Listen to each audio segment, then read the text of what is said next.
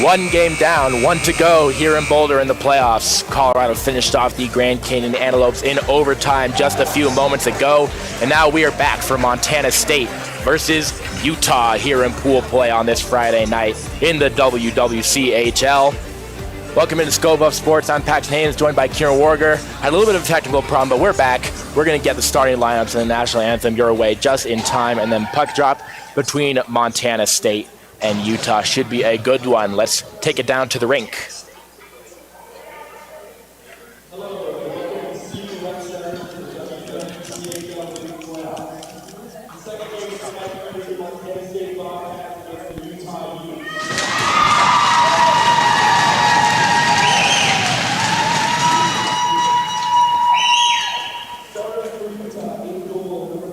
Miranda D'Antonino. At left defense, number 12, Morgan Lavallee. At right defense, number 6, Maddie Brent. At left wing, number 15, Kendall Ketchum. At center, number 5, Sunny Charman. And at right wing, number 20, Ashley Patterson. Now for Montana State, starting in goal, number 1, Reese McConnell. Starting at left defense, number 7, Messina Turnez. At right defense, number 13, Bree DeMarinis. At left wing, number 22, Rylan Lawrence. At center, number 4, Maeve Kelleher. And at right wing, number 26, Nicola Roberts. Now, please rise if you are able for the playing of our national anthem.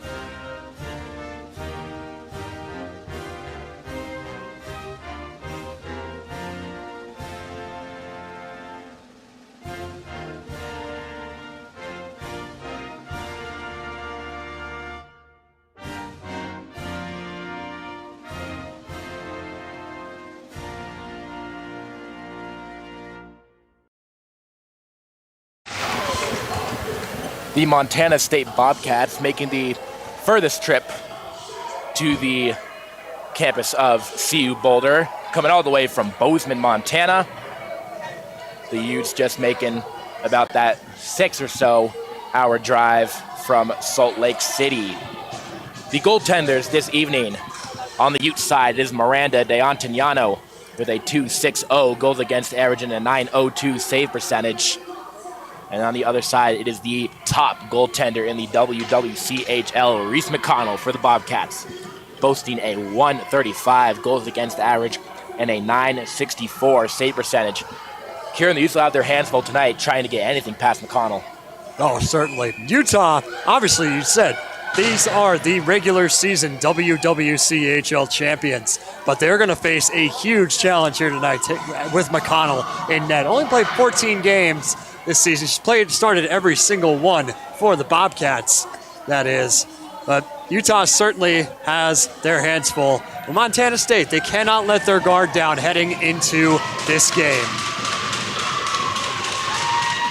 Puck is down and we are underway. Bobcats in white, Utes in black. As we start things up for game 2 in pool play here. It was an absolutely electric match in the last one. We'll see if this one holds up to that standard. Puck is loose in the corner. Utah's going to come away with it only for the moment as it got thrown right back in by Tern. Here's Brent. Brent throws it off the glass and into her own bench. We'll get a whistle here early, about 30 seconds in. The Bobcats ended their season with an uncharacteristic loss against the Wyoming Cowgirls. In fact, the Cowgirls took it to them in Laramie. We'll see how the Bobcats can recover and adapt here against the top team in the WWCHL. Faceoff is won by Utah, thrown out the glass, and it kicks right into between the circles. A shot is put on, but it never got through there for Schacht. And out it comes the other way. Racing after it is Wensink. First one to get there is going to be Morissette. Chipped up and not out. Rolls all the way down. McKenney is there. Stopped at the line by Bynan. And then fished up and out. Racing head hard on that forecheck. There was Schacht for Montana State. Still working hard. And then down low, starting to break out, is Greenwood. It got tied up at the blue line. Greenwood's there to meet it. Now it's Montana State. Up ahead, here's O'Hara. She lost the puck. Cheney helps her out. Now here comes the left go. Cheney, she lets it rip. Blocked in front. That was Clara Slack blocking that shot for Utah.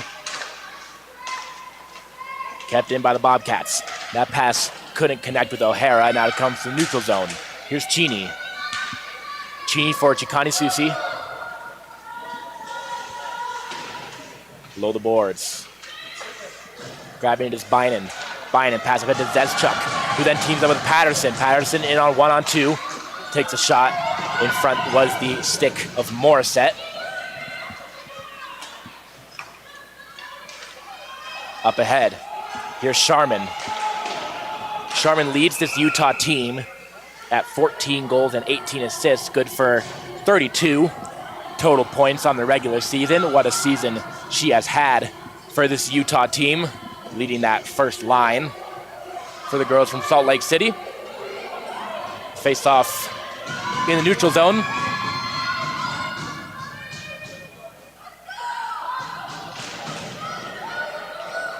Won by Montana State.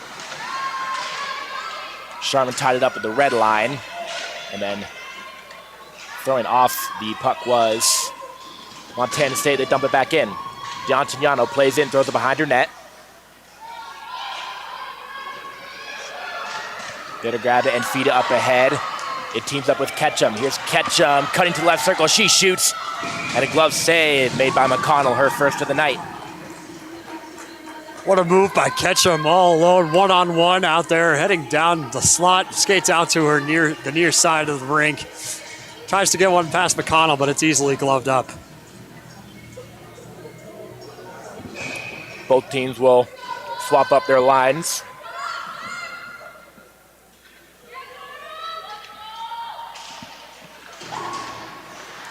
The draw comes out in front of the net for Utah, and it just trickled right into the crease of McConnell, who covered up, and will get a face-off, back again to her right.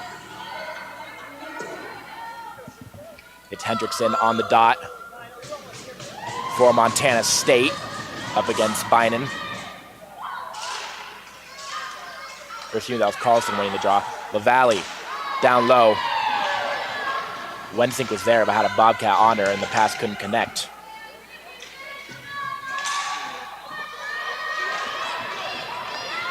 Excuse me. Out for LaValle in her own zone, having to work below her net. Up ahead for Wensink. Wensink lost the puck in her own zone, and a couple of Utes are there to help her out. Got a little congested, they did. Merriweather having to shake her own teammate in LaValle in order to hold on to that puck. Now here's Brent.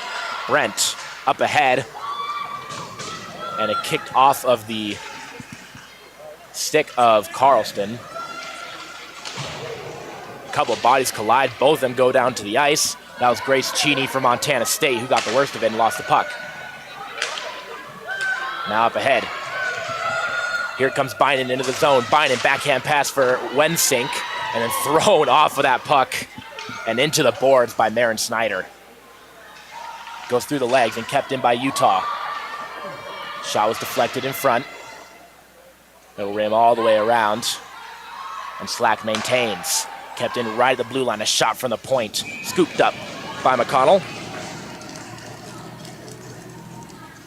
Addison Greenwood right at the top at the blue line. Barely kept it in. That was very close. Nearly an offside call against the Utes, but she manages to keep it in and revels it right from the point, and an easy glove save again for Reese McConnell.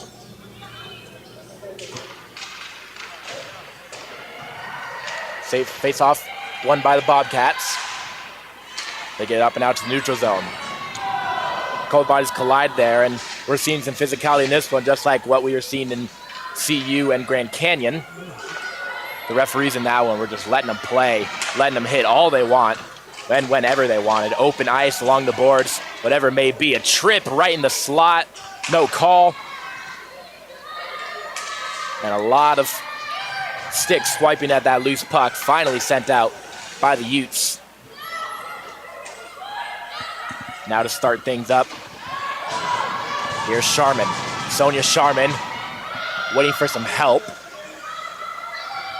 Finds some time, got the puck taken off of her stick. And then a big reverse hit put on there by Zoe Smith. Back up top, LaValle calling for it. The shot or the pass was behind her. Now loose, a shot goes wide of the net by Sharman just to the left. Sharman. LaValle calling for the puck again, but she's not going to get it, as the effort of Faith Hobbs was able to clear the zone. Putting on the moves, it's Madison Brent. Brent across the blue line. Throws it down low. There to meet it is ACS for Montana State.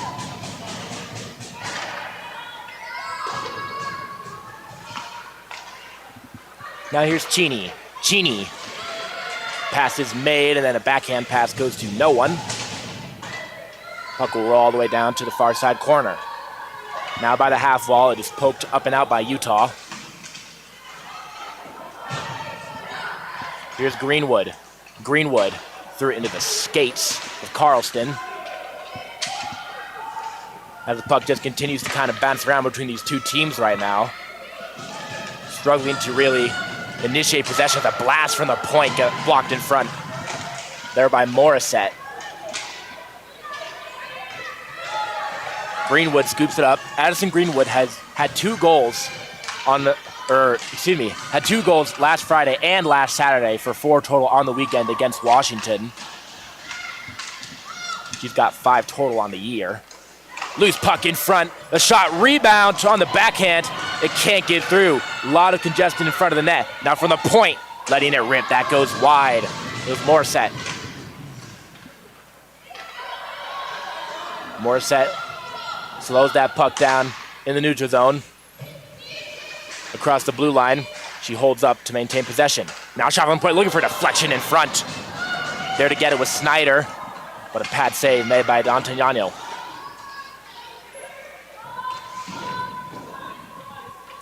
Clara Slack. A couple passes are made up ahead for Zezchuk. She's going to have to race after it. Chisake Susi. Cross-ice pass, can't team up with Gallagher. Here's Brent. Now for Sharman. Sharman blows a tire below the net. Utah is able to recover. They maintain possession. Down the corner is Patterson. Patterson thrown into the boards by Grace Cheney. Physicality, a common theme amongst these two games so far. Fish lost the puck down by the left circle, and a cross-ice pass connects with Gallagher. Gallagher all alone got a bunch of Utes on her. She is thrown out the puck by Fish, and Fish rolls it all the way around for Bynum. Or excuse me, that is Patterson. She just dumps it. Icing is waved off. DeMarnis is there for Montana State. Banks it up, but not out of the zone. Carlson grabs it. Now here's Tarn. Thrown up and out. It meets up with O'Hara. O'Hara in the right circle, got her back turned to the net, trying to work around the valley, and lost the puck. Now it's to fight for it down in the corner. 3-on-2 for the Utes in this puck battle, but it's going to get won by Montana State, as here comes Zoe Smith. Zoe Smith was met by the defense of Utah. And then she got the puck taken off her. LaValle controls. Went off the skate of a referee. And then it is kept in. A shot. No problem for D'Antoniano. And we'll get a whistle. Offensive zone draw coming up for Montana State.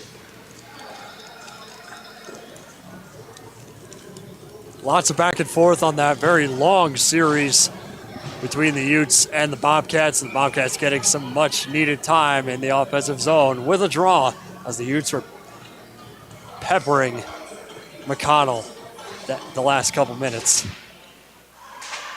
Face-off will end up below the net of D'Antoniano, and out come the Utes on a rush the other way.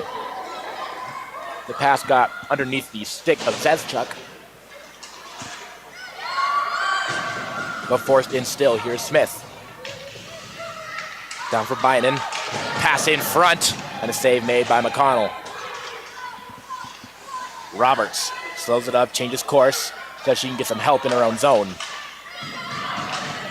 Montana State looking for breakouts and breakaway chances. They've always got a trailing attacker as soon as they control the puck in their own zone. Puck loose in the neutral zone. Scooped up by Utah, and then it'll roll all the way in front of McConnell, who will freeze it for a whistle. We are under 10 minutes in the first period, still 0-0. Looks like Utah really has found their rhythm in the first half of this first period, Paxton. I mean, Montana State, they've had their moments, but they're still looking like they're trying to get into this game. They haven't broken in yet on this ice here at 5,300 feet. Coming away from the faceoff with that puck is Gallagher. She banked it down deep and is now giving chase. Puck kicks up, rims off the top of the glass. Thrown down cross ice and taken out by Utah. An errant pass will wind up into the hands of Chisake Susi.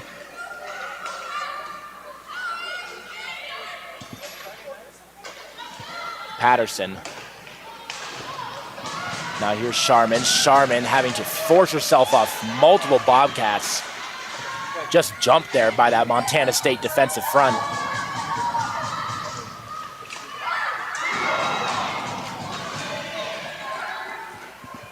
Here's Snyder. Snyder. A pass was too far for Schacht, and we're all the way down below. Ketchum lost the puck, taken away by Chisake Susi. Chisake Susi falls to the ice and goes hard on the boards, as does Ketchum. Stays in the zone for Montana State. Puck is thrown high up into the air and will roll all the way down. Icing is called on the Utes. 8:24 to go in the first period.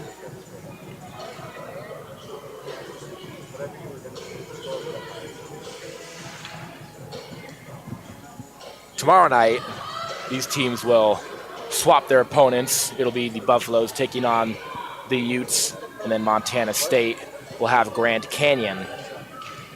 The best records of all those teams at the end of Saturday night will face off on Sunday night, and the winner will book their flights to St. Louis and be a part of the 2026 Nationals.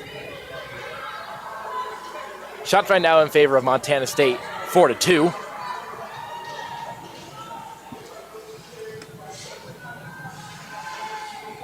It'll be really interesting to see how these two teams play against each other. They haven't met since mid-January.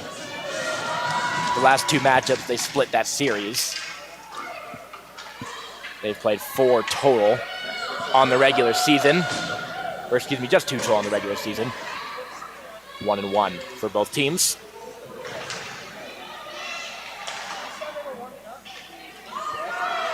Madison Brent calms the puck down. Looks for a pass to break out of her own zone. But the forecheck of Montana State in the way. She's going to get bailed out by a couple of teammates.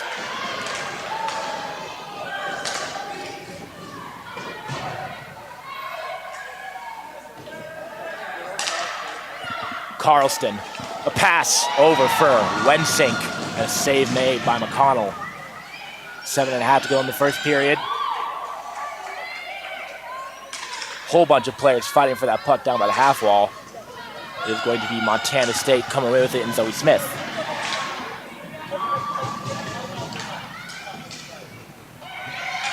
Here's Morissette.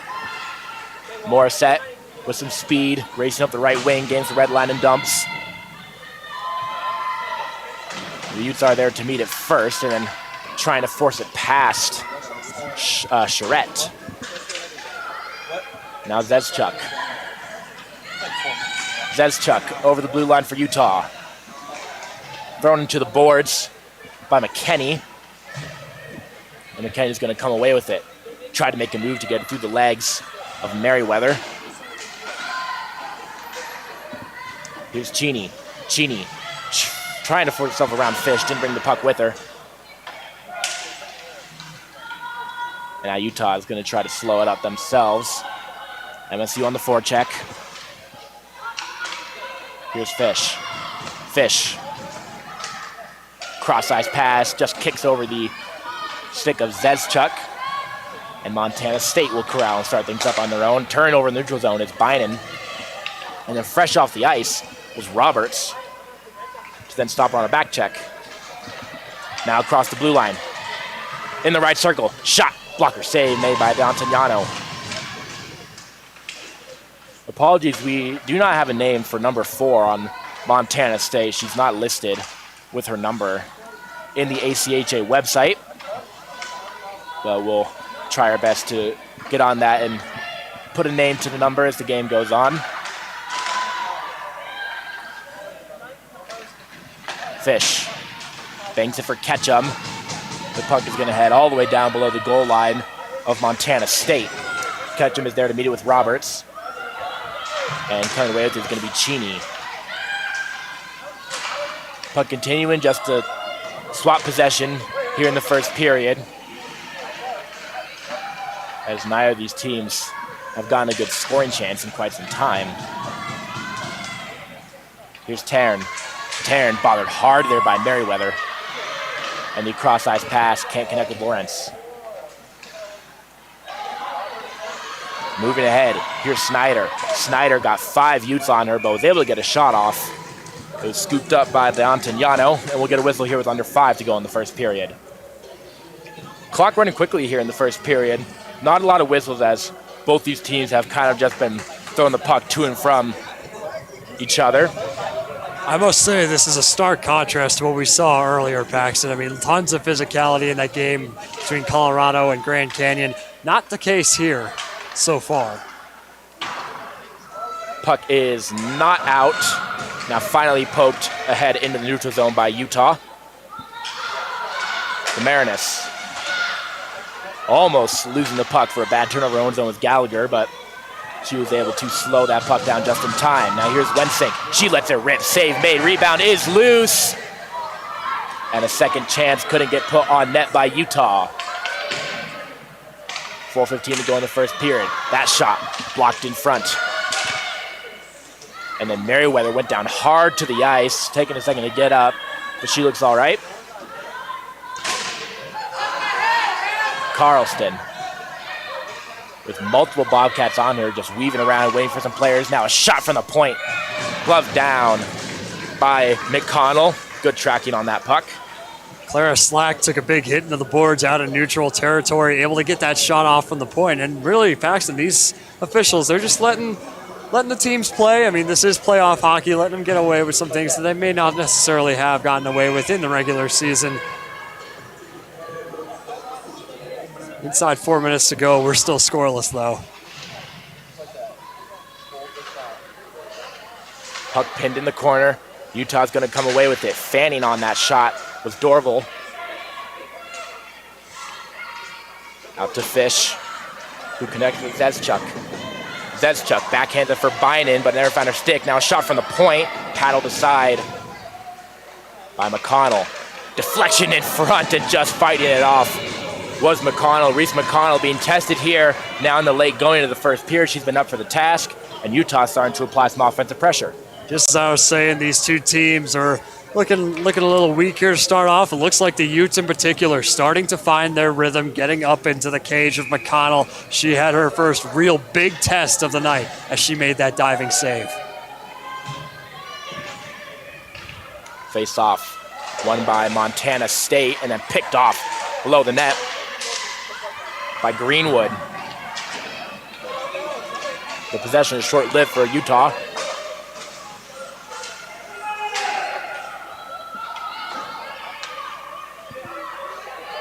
Chisake Susi slowing the puck down, then got tied up after Bynum was bearing over her.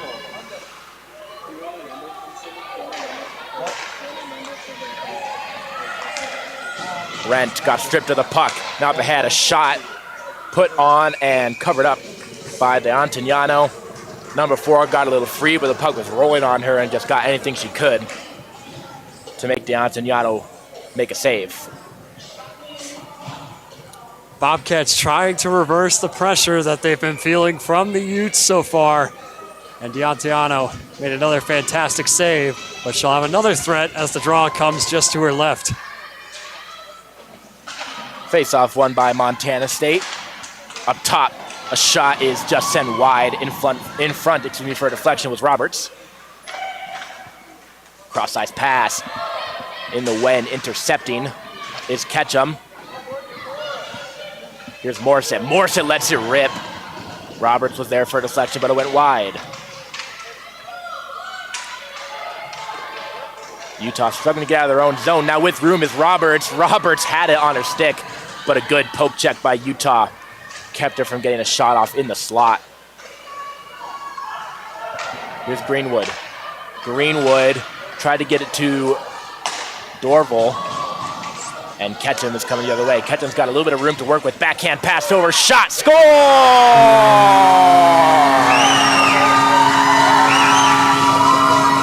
Utah strikes first, getting it over the left shoulder of McConnell. It's Clara Slack, her second on the year. What an effort by Slack on that play, able to sneak it past McConnell. Just like that, you're facing one of the best goaltenders in the WWCHL. And she has no problem sneaking it past. Claire Slack took that big hit earlier, took that shot from the point after skating up into the Bobcats zone, and she's finally able to capitalize 3 minutes later. What a play.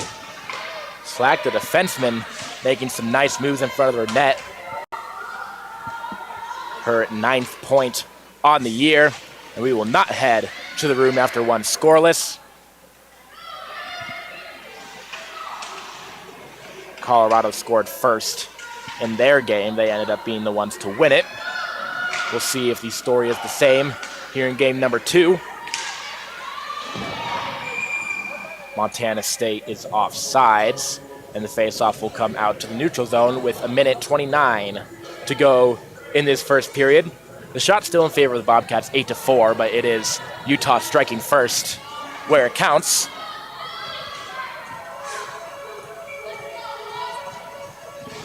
Bynum is going to take the face-off against Snyder. Tied up right at the dot. Still loose, and now Zezchuk's going to come away, but crashing in hard to strip that puck. Was shocked.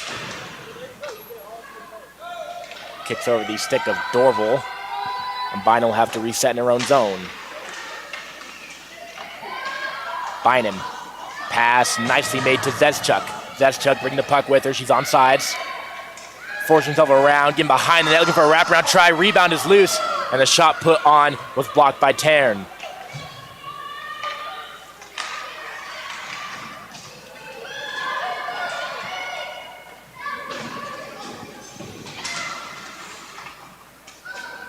Brent for LaValle. The two of them play catch with 40 seconds to go in this first period. Off of Zezchuk into Sharman. So into Sharman across the blue line. Working down low, waiting for some help offensively. Puts a reverse hit on and staying with that puck. Bringing some help is Patterson.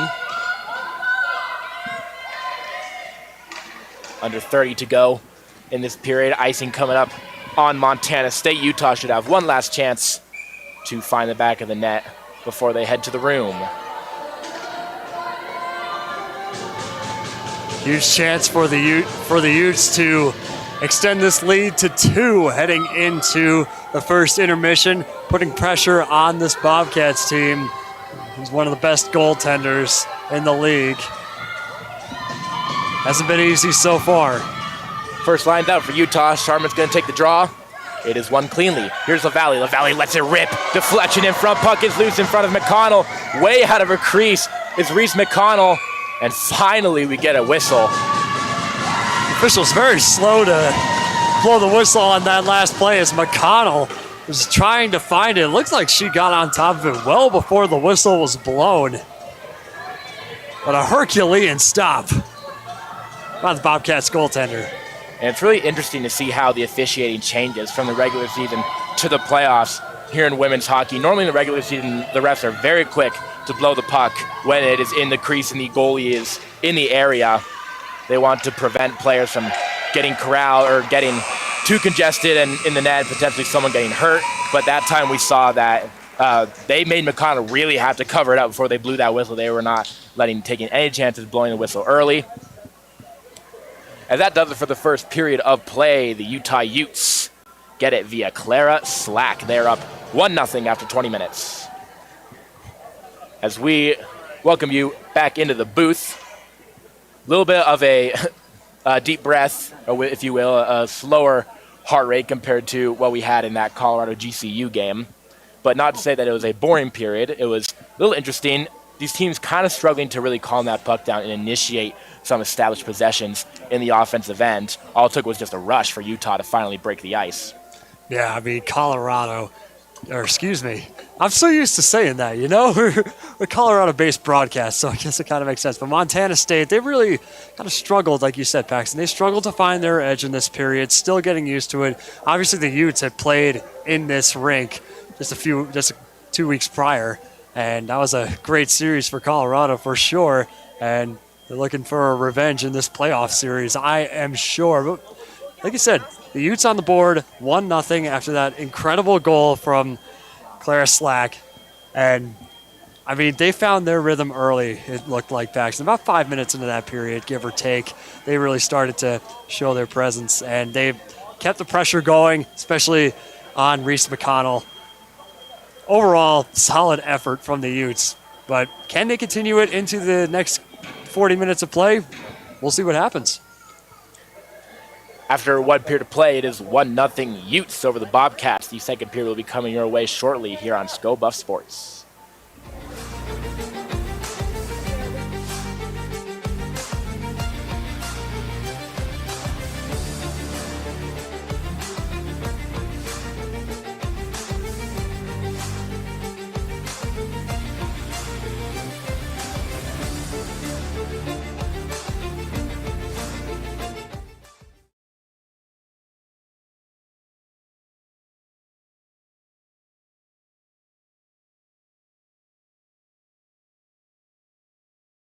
That was probably one of the best periods we've had all year. I think the whole team is just really pumped to be here. We all feel lucky to be here. We're really trying to represent University of Utah in women's hockey, and I think it's given us the support we need. Absolutely, like you said, you guys are up 1-0. How do you keep this momentum going? I think. Let me think about that one actually. I think we need to bring our grit. Our coaches talk a lot about having grit this game, and playoffs are all about grit. Like, you can be a good player all season long, but if you can't bring that to playoffs, then you can't bring that to playoffs. So we're just trying to be the most gritty. So I think that's going to work well for us. Absolutely. And my final question is, what happens if they do score? How do you respond? I think we just keep going. Every minute's a mile, and we're just gonna keep going, keep skating, and just take it minute by minute. Absolutely. Best of luck with the rest of the game, Clara. Back to you.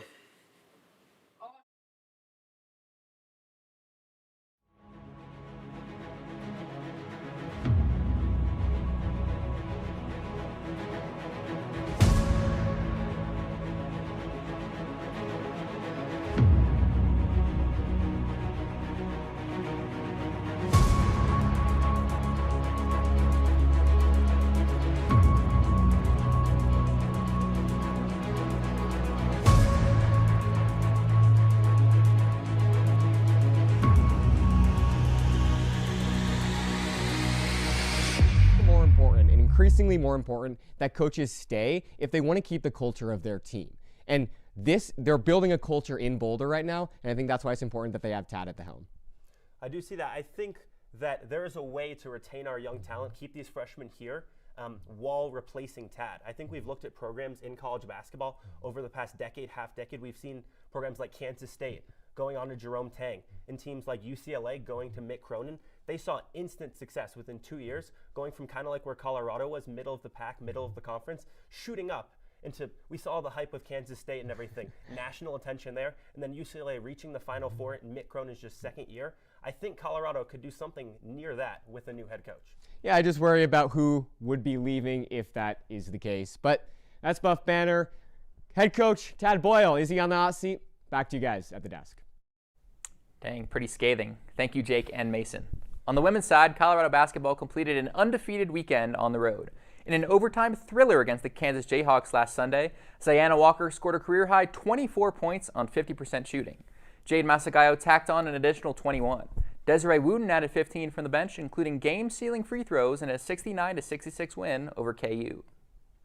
The Buffs kept it close with number 20 ranked West Virginia on Wednesday. Masagayo led the way with 13 points, while Betson brought down 10 rebounds and tacked on 7 points. Colorado got the lead as close as 2 points, but the Mountaineers pulled away in the final 5 minutes. The Buffs out-rebounded and had more bench points than West Virginia, but ultimately fell 61-55. Looking forward, the Buffs will have their hands full against a well-rounded TCU team. The Horned Frogs sit atop the Big 12 standings and are ranked 12th in the nation. Led by Olivia Miles and Clara Silva, TCU is a top 15 defensive rebounding team while allowing the lowest field goal percentage in the country. Miles has 3 double-doubles and 4 triple-doubles on the season. Colorado will look to spell upset at the CU Event Center. Tip-off is set for 1 p.m. on Sunday. The Buffs will go on the road to play the Houston Cougars next Wednesday. Houston is just 1-9 in their last 10 games and sits 7-15 overall. The Buffs will look to slow down the Cougars' offense with their methodical defense. Tip-off is set for 5:30 p.m. and will be streamed live on ESPN+. Sophomore forward Tabitha Betson is a big part of the Buff squad should they make the NCAA tournament. And after a quick leave of absence, she's back and better than ever. Here's Jake Chow with the scoop. Head coach J.R. Payne and the Colorado women's basketball team is living life on the bubble. The 2026 squad looks nothing like the 2025 team, with only 4 returners, including sophomore forward Tabitha Betson, who has taken a step forward. Tabitha is one of the most versatile players on our team. I think she's leading us in three-point field goal percentage. She's just a really smart player. She's played at a high level back home in Australia and here in the U.S. And, as a veteran of the team, being here last year, she understands our system and the things that we're looking for and the way that we do things. And she's been a really critical piece to our success this year. I feel like being one of the 3 kind of returners is a kind of a big deal, especially with all these new people trying to kind of set the scene of what the coaches want. I think going home and then coming back kind of took me a little step back in that, obviously, because I'm new back into the group again. But I think very quickly they were like, no, you know what you're supposed to be doing, you know what they're supposed to be doing, so kind of take on that role. Which is what I've been doing more recently. Betson took some time away from Boulder to visit her family back in Melbourne, Australia, as she thought about the next steps in her life. But at its center, basketball never left. I think it honestly refocused me in terms of like figuring out, okay, basketball is really like what I want, and it's such a big part of myself. And so it was like she never left Boulder. Despite that overhauled roster and the new faces, Betson and the Buffs never faltered. You know, for a new player that's coming back in the middle of the season, you know, I didn't have any concerns, but I think she was a little bit worried just, you know, she's new and everyone's been here. I was like, okay, like how is the team gonna feel about me going and coming back? But honestly, they were really welcoming. Betson will be a key for the Buffs, should they pop their madness bubble as they make a run towards March. They were a huge part of it. They definitely were like, she is a part of our team. Like she is really important to kind of like leadership and like on-court stuff as well. Yeah, I mean, it's great to have her back, you know, for lots of different reasons. You know, for her leadership and composure and experience, and she's also just a really good player. I was really close with like Jade last year, and she's a huge part of our team, huge part of our offense, and just her like immediate like acceptance and valuing what I'm saying and playing with me, I think that also helps set the tone with like other people as well. This is Jake Chow reporting for Go Buff Sports. She's done a great job of, like I said, keeping us organized, communicating through, you know, problem solving on the floor.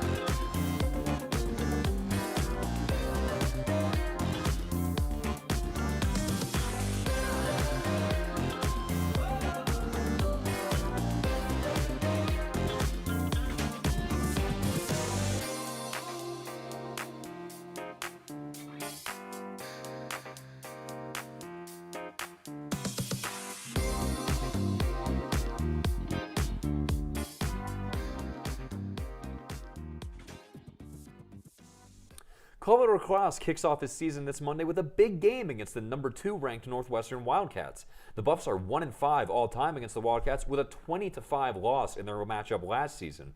Northwestern fell just short of the national championship last season, falling to North Carolina 12-8 in the final. The Buffs will have their work cut out for them, and CU will head to Martin Stadium in Evanston, Illinois, an arena it has never won in, to battle the Wildcats at 6 p.m., streamed live on Big Ten Plus.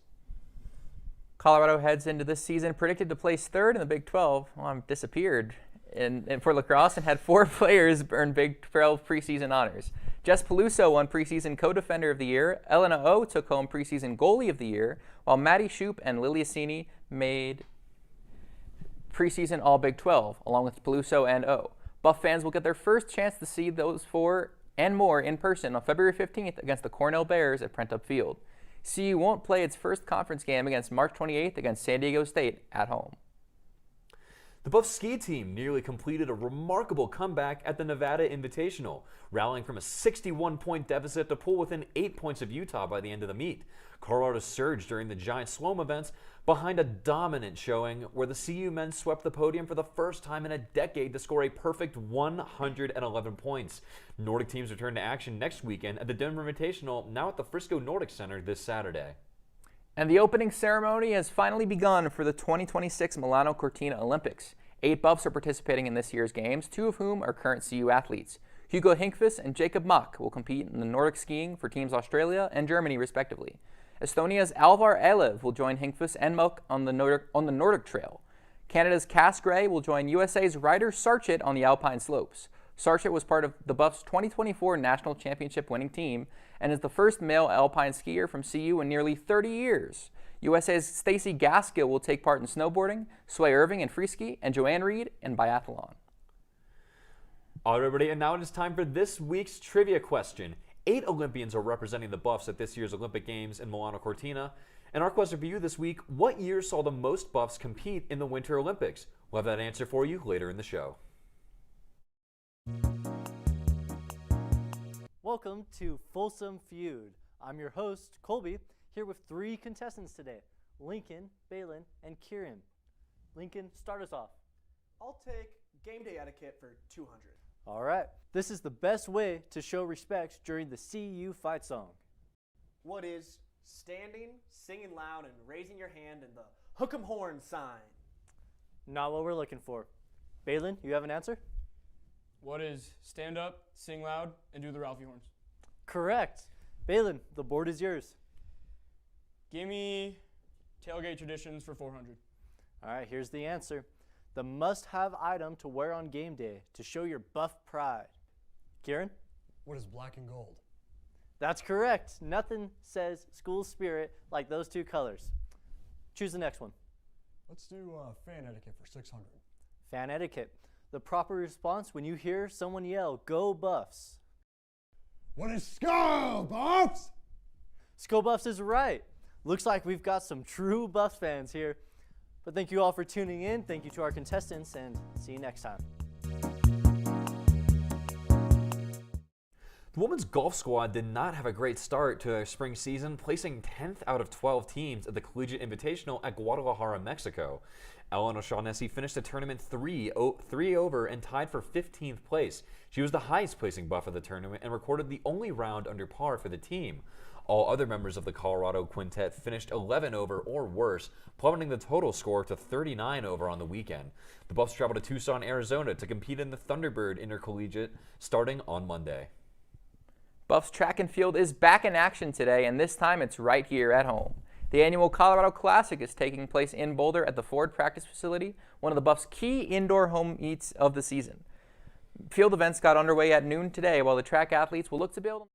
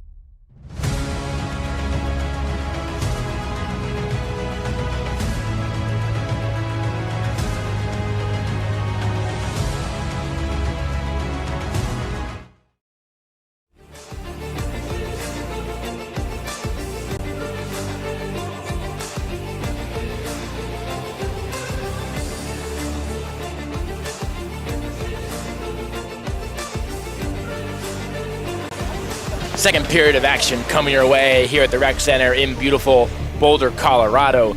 The Utah Utes have a 1-0 lead on the Montana State Bobcats via a nice play from Clara Slack. The Utes on the 2-on-1, they capitalized, got it past McConnell, and that is the difference so far as we enter the middle frame. I'm Paxton Hayes with Kieran Warger, bringing you the game and all the games here of the WWCHL playoffs here on Scope of Sports. And outside of that one goal for Utah, Kieran, both these teams really have got to find a way to kind of get an identity on offense. It's been a lot of kind of back and forth. The puck just kind of flipping between the two teams. Not a lot of, like possession set up. And a lot of offensive generation. Absolutely. Couldn't have said that better myself, Pax. I mean, Montana State just looking a little sloppy compared to the Utes. Obviously, Montana State's been a long time since they played in this rink. So, I mean, the Utes haven't played here 2 weeks ago. They're kind of used to the environment. It is incredibly cold in here, I will say. But overall, after 20 minutes of play, I would expect the Bobcats to find their rhythm heading into this second period after 20 minutes under their belt. We swap sides as over on the Utah bench, Addison Greenwood just hacking at the boards with her stick, hyping up her team. If that isn't hype, I don't know what is. Holy cow. You can hear that all the way back in Salt Lake City. That's a nice pass, is fed ahead to Sharman.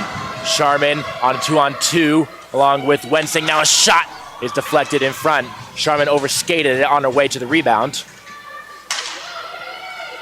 Here's Ketchum. Ketchum backhanded for LaValle. LaValle with a drive, sent aside. Down low, here's Patterson.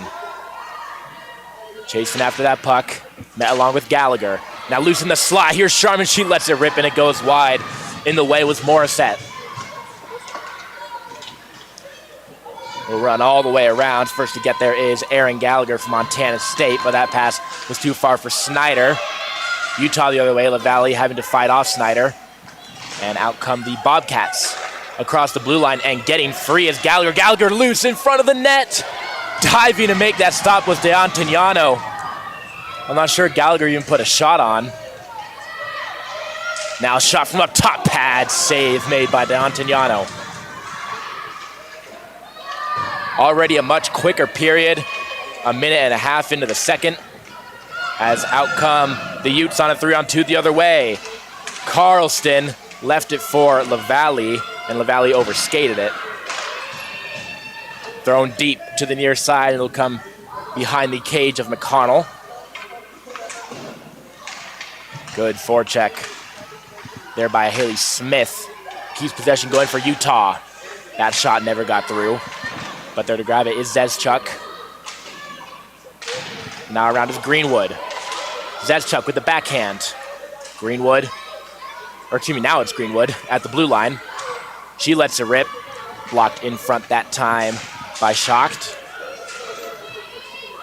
And now it's back out to neutral zone. Here's Slack.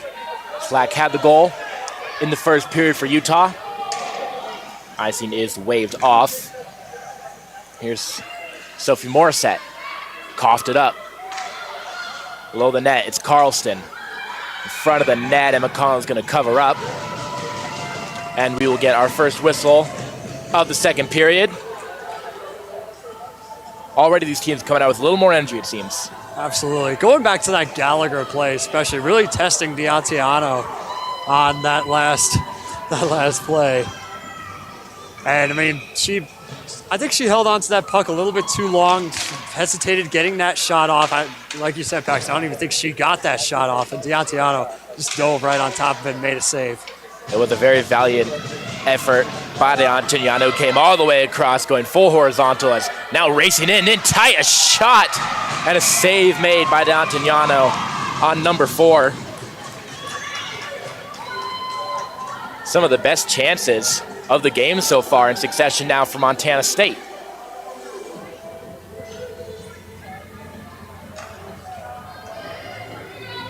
That line is gonna stay out for the Bobcats. 17-17 in the second period, 1-0 Utah.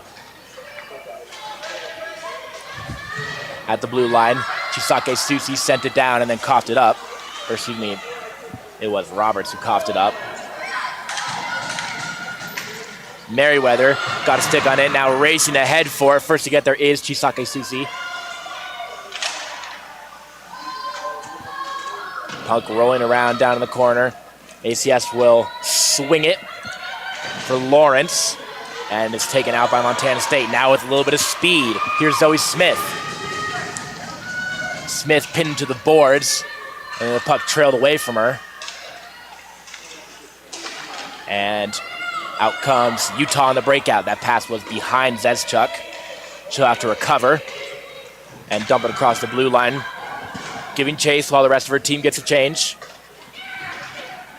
O'Hara lost it around the neutral zone. LaValle will pick it up for Utah. Working around a couple of defenders, but then lost it at the blue line. Now a shot from the point. It got blocked in front by Maddie Brent. Here's Bynan. Bynan passed it behind Zezchuk.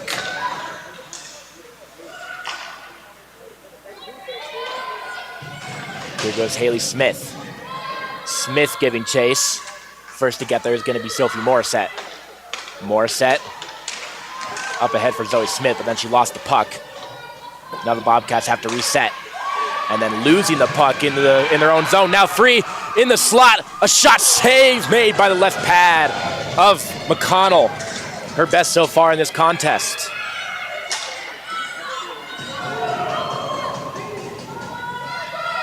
It'll roll all the way down. LaValle will scoop it up for Utah and make a cross-ice pass with Harris. Camden Harris then sent it a little far for LaValle, but LaValle grabbed it anyway from an awkward angle, sends it off the side of the net.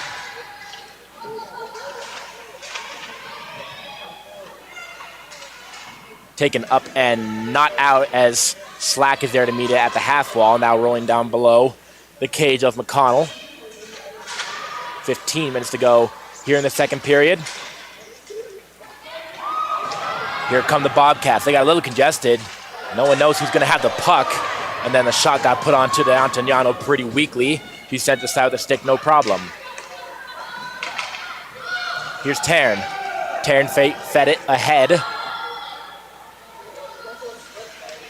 Slack for Greenwood. Back to Slack. And a touch pass. Teams up with Sonia Sharman. Sharman has got Patterson to her right. Sharman works around the defender. Sharman in tight. She shoots and McConnell holds on.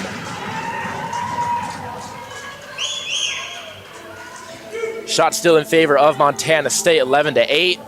And both these teams getting free in front of the net, point blank. But so far, neither side has given it up.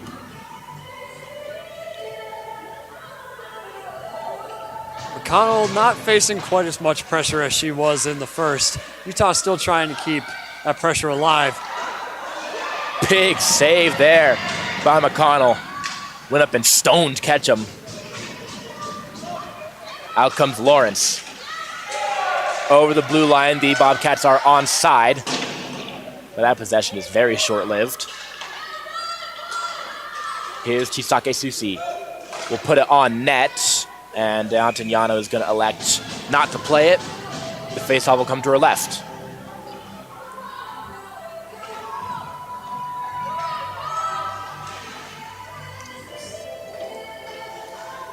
Looks like timeout's called by Utah. Looks like D'Antoniano. I'm not quite sure. D'Antoniano head to the bench. I think D'Antoniano needs an equipment change or repair, something of the sort.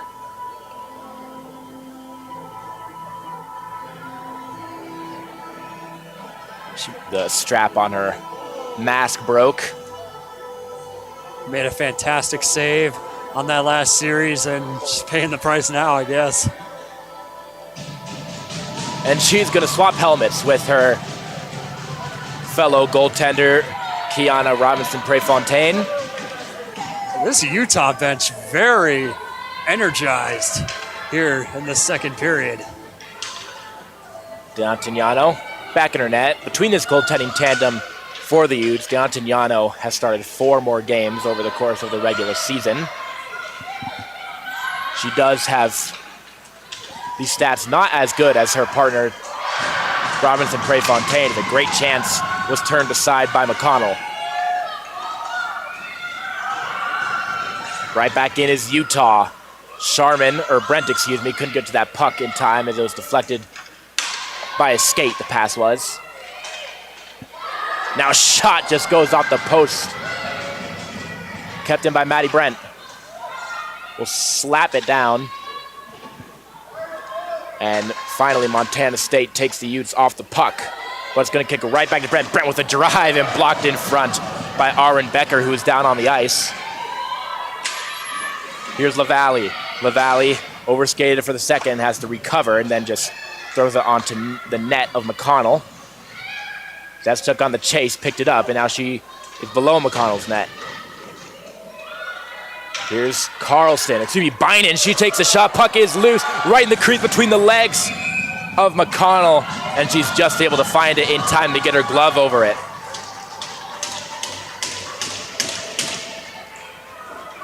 Excellent chances for Utah.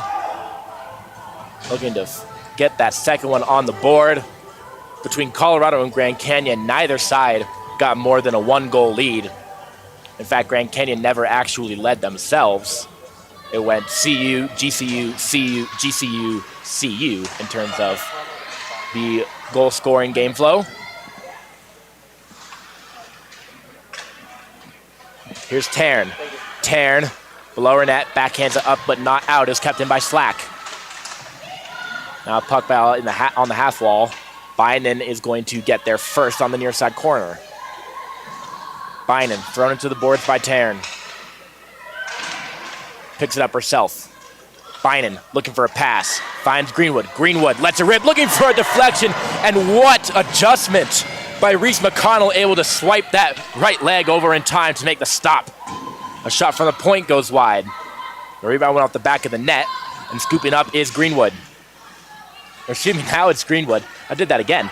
Now Bynon in front of the net. She shoots. Save made. Utah bench and fans here in attendance looking for a call there. They're not going to get it. My goodness, Reese McConnell living up to her reputation as the best goaltender in this conference on that last series. Despite letting up 1 goal in the first period, she has been a brick wall tonight. Icing on the Utes. We'll finally get some hockey being played on the west side of the ice. It's been all Utes here in the second period.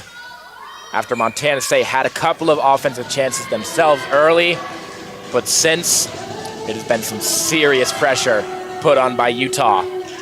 But this faceoff is in their D zone. Shocked, puts in front of the net, shot, save made by D'Antoniano.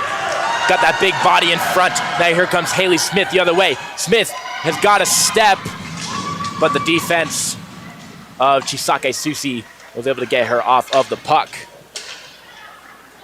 Out it comes with Gallagher. Gallagher trying to force herself through Sharman. It's not going to happen. And Sonia Sharman will start things back up for Utah, dumping it in and giving some chase is Patterson. Ketchum.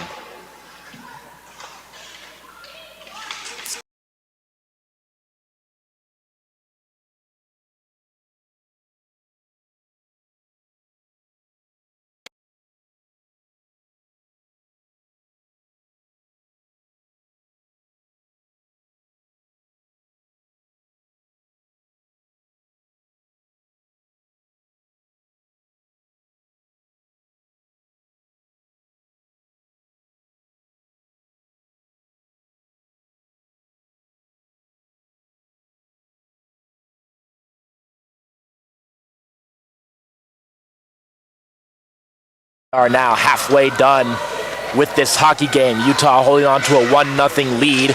As it stands, a shot from the point goes up and over and score! Doesn't matter how it goes in, an ugly goal for Montana State, but we're tied. My goodness, what a goal by Sophie Morissette.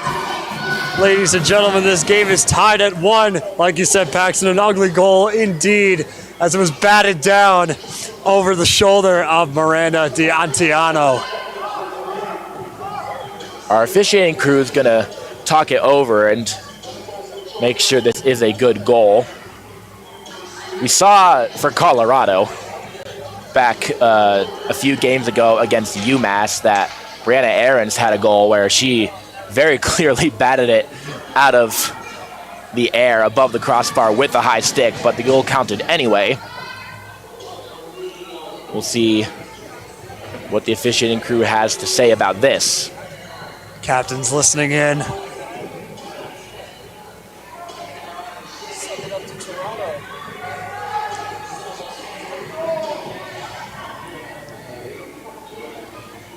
As I'm watching the goal back myself, Nicola Roberts was right in the crease, and she definitely swiped her high stick at the puck. It's a good goal. Crowd loves it, as they should. That was an incredible effort by the Bobcats to tie this game just inside 10 minutes in the second period. We are tied here in Boulder. We'll see who the goal gets credited to. My guess is it's going to go to Morissette, because if they credit the goal to Roberts, that would mean that she did in fact touch the puck when she threw her high stick at it. And then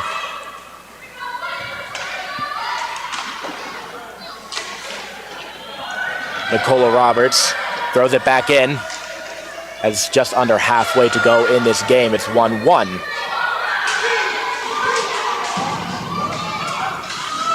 Here's Roberts, down for Morissette. Utes in the middle of a kind of an awkward line change. And now getting that puck is number 4, taking a shot on, but the back check of Zezchuk made it so that it never even got close to the net. Now here comes Carlston. Carlston in the right circle is going to have to work all the way down below the net. Now pass it in front, and McConnell's there to cover up.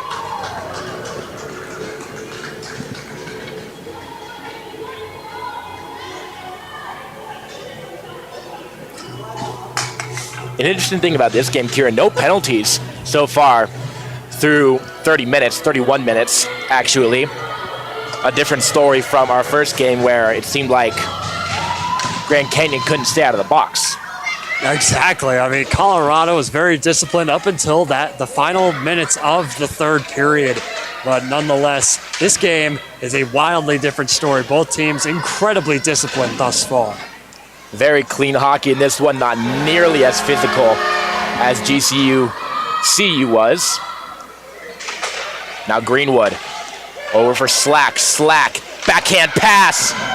Reaching out with that left, or that right pass, is McConnell, and she gets the whistle.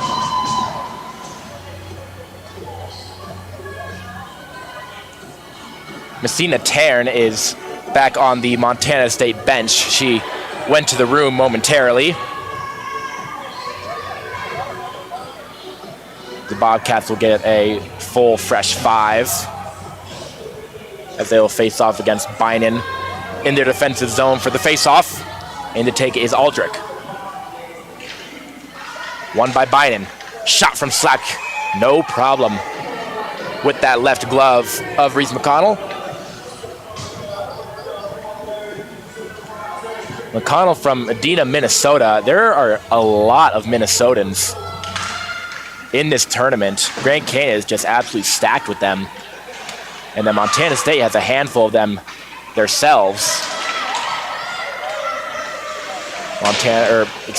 Minnesota, of course, the state of hockey as they call it. And they have come out to the Mountain West to play some hockey in the ACHA. Here's Grace Cheney, finding some space for herself and skating hard up the right wing over the blue line, and then very softly puts a shot on. Not what I think she wanted to do. The faceoff will come to the left of Miranda D'Antignano. Under 8 minutes to go here in the second period. Tied at 1 apiece. Claire Slack in the first period opened the scoring, and then it was Sophie Morissette on an awkward kind of greaser goal for Montana State.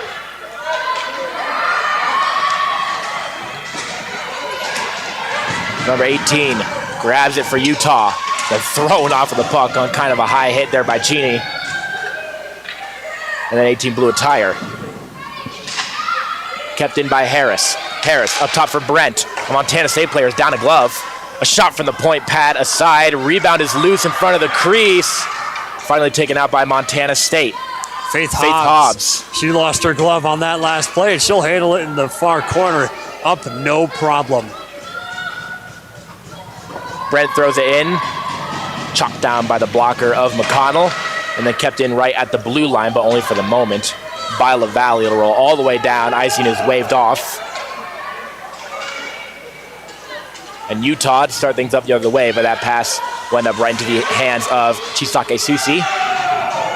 She dumps it herself. And there's Faith Hobbs from Montana State to greet it. Some fresh Bobcats off the ice, but they can't keep possession.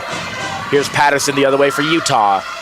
Patterson down in the corner, multiple Bobcats on her. She got stripped of the puck. 6.5 to go in the second period. Here's Taryn. Set the puck right to Ketchum, who then brought it right back to Taryn of Montana State, who was then thrown into the boards. Hard hit by Sharman. Puck still loose, finally on the stick of Ketchum. Ketchum shoots, save made. Mama McConnell rebound, score! Sonia Sharman, number 15 on the year. Utah gets their lead right back. Holy smokes, what a turn of events for Utah. This place erupted, Paxton. I don't think I've heard this rink get that loud since probably the Rocky Mountain face-off. I mean, that was incredible. And what a beautiful goal by Sharman. Just like that, Utah back on top, 2-1. Sonia Sharman with 32 total points on the year. A Montana native, funny enough. Now getting right back at her home state here in the playoffs. McConnell is going to cover up as the Utah bench erupted. For what reason, I'm not sure. They psyched me out. I thought for a second that it somehow snuck under the glove of McConnell. I don't know what they saw, but I guess they loved what they see. I mean, there was a near tripping call on their own team, and their bench just erupted after that. Interesting turn of events.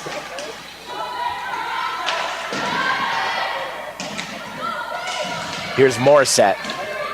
Threw it out into the neutral zone. There immediately was a Ute. Utah's offside as they tag up, and now Sophie Morissette will begin things for the Bobcats, wearing that A on her chest.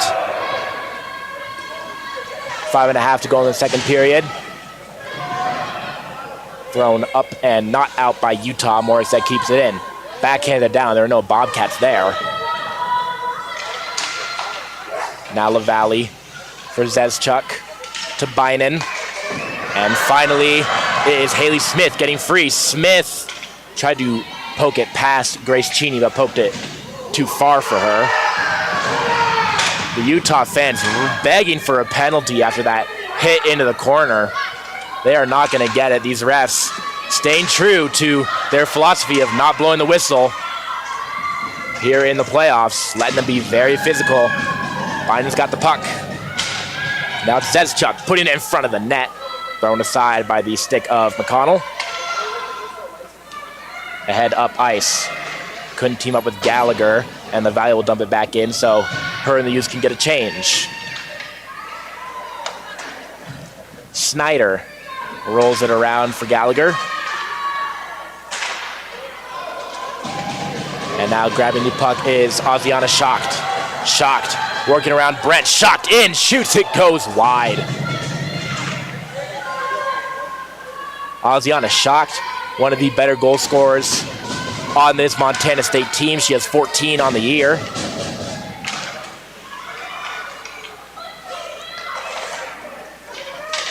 Harris to Brent. Brent will look for a pass behind her net. Calling for it and charging himself out. LaValle shoots, score! Morgan LaValle, her reign of terror just keeps on going. It's their 9th goal in 7 games. Utah's up 2. What a goal for LaValle. Sneaks it right down the slot and sneaks over the shoulder of Reese McConnell once again. Just like that, Utah takes a 3-1 lead. She was crashing in hard, calling for that net. An excellent pass found her right between the circles, and she did not miss. It is LaValle's 14th total on the year. She had a hat trick last Friday against Washington and just continues to keep on rolling. The scoreboard operators here have not awarded the goal yet. It still shows 2-1, but we've got the correct score up here in the booth.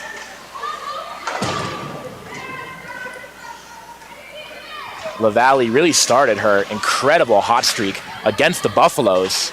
Matter of fact, on those 2 road games, 2 home games it was for Utah, in which they won them both over the Buffs. LaValle had 3 goals in those 2 games, and since then has just kept on rolling.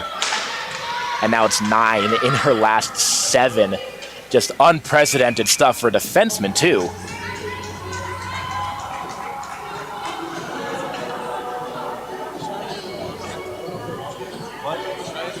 .247 to go here in the second period. Montana State looking for an answer here to cut into this lead that Utah's built before they have to head back for intermission.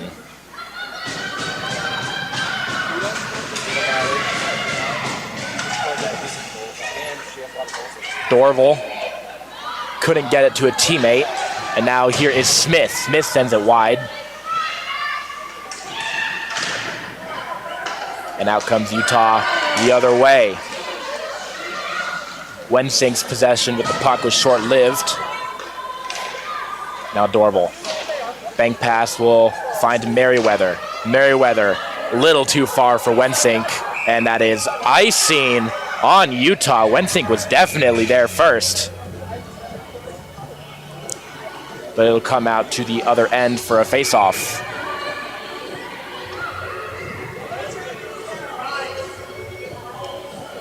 The refs recognize their mistake, and it looks like the draw will be at center ice.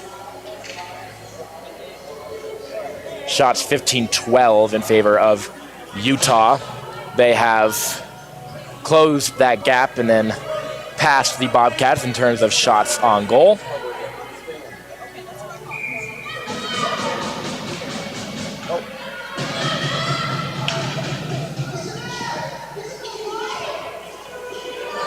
Face-off at center ice here at the rec center. It is won by Montana State. Cheney over the blue line, throws it on, that puck is loose. Still no whistle, and finally we get it. D'Antoniano spreading those pads, covering post to post, and it was able to get her body on it. That Utah line just diving in front of D'Antoniano, giving her all the help she can get, putting their bodies on the line to stop it and stop a goal inside 2 minutes and maintain their largest lead here this evening.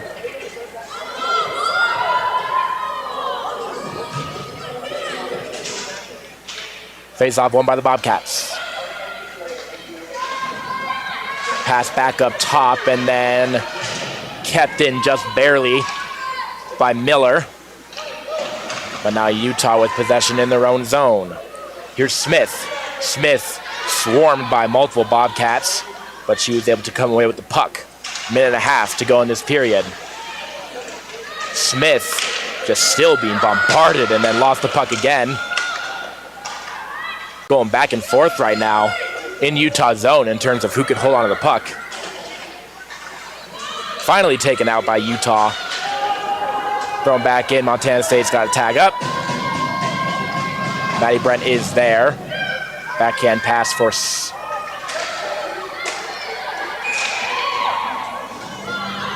D'Antoniano makes the save. 1:06 to go.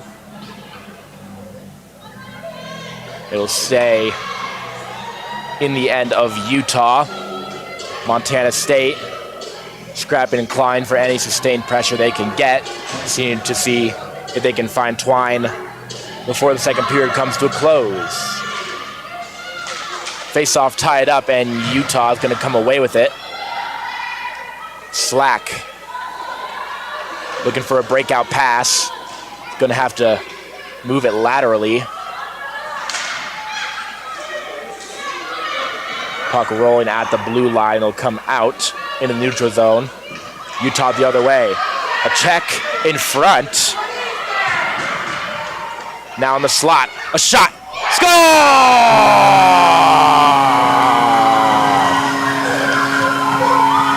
3 consecutive for the Utah Utes. It's number 18. They're up 4-1. What a goal by the Utes in the final minute of play puts them on top 4-1. My apologies. The ACHA website does not have a number 18 listed on the Utah roster. But incredible goal by her. And Utah really is just pouring it on here in the second period. The goal comes with under a minute. There's about 35 seconds to go in the period. And a goal like that, just a heart sinker, so demoralizing for the Bobcats as Utah's right back in. Hugler is the last name of number 18. Thank you to our producer, Nick Evans, who is able to find the player.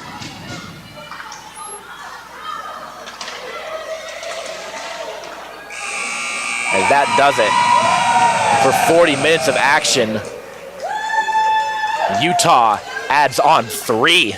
The Bobcats evened it up early there in the second period, and then it was just a flood of goals from the Utah Utes coming from Charmin, LaValle, and then Hugler in succession. And Karen, Utah, really, this is what we've seen from the Utes all season long. This is what we've known as their type of game. And really having their way with Montana State there in that period. Absolutely. I mean, you thought this first period was all Utah. Think again. This second period of action, those 20 minutes were all Utah, despite Montana State coming out with some tremendous offensive chances. They put a point on the board, but I mean, Utah in the final 7 minutes or so of that period just dominated in every facet. Absolutely incredible performance. Absolutely. Charmin found it, and then Morgan LaValle, just continuing to just pour on the goals. She's been absolutely incredible. 9 goals in her last 7 games, just rolling offensively. Let's send it down to Noah, who is rinkside. Noah? I'm here with Camden Harris of the Utah Utes. Camden, your team is up 4-1 after that second period. 3 goals in that period. How are you feeling going into the third? Feeling good. We're playing fast, the puck's moving smoothly, and our energy is up, so we're excited going into the third. Absolutely. To close out the game, what do you guys need to do in order to make sure that they don't score or that you guys close out the game efficiently? Yeah, I think we just need to close down our D zone, make sure we're back checking hard, and just tighten that box up so they can't get any shots off. So, yeah. And finally, what are you looking forward to going into this final period? Just putting more points up, getting rowdy. It's a good competitive game so far, so just excited to be out there, honestly. Absolutely. Thank you so much for your time, Camden, and go enjoy this time out with your team as we get into the third. Thank you so much. Appreciate it. All right, thank you. Thank you, Noah. That was Camden Harris. We finally solved the problem of number 18. Big thank you to Jen Haley in our live stream comment section. Cassie Haley is the goal scorer for Utah, getting the 4th goal of the game for the Utes, and a great one at that. Don't worry, Cassie, we will not mess up your name anymore this game, we promise, and for the rest of the playoffs. And that's going to do it for the middle frame. Utah pouring it on to Montana State. They're up 4-1. We'll take a moment to resurface the ice, and we'll get back to you for the third period of action here on Go Buff Sports.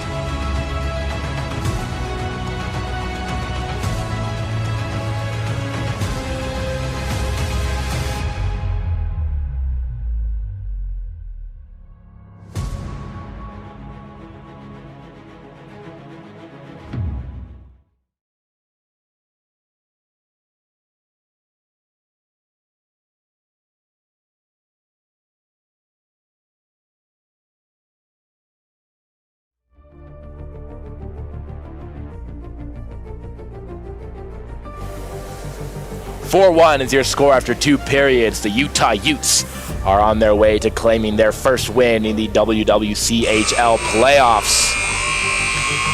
The teams take the ice. Montana State has got some work to do. They've got 3 goals to make up. Kieran, how are they going to get it done?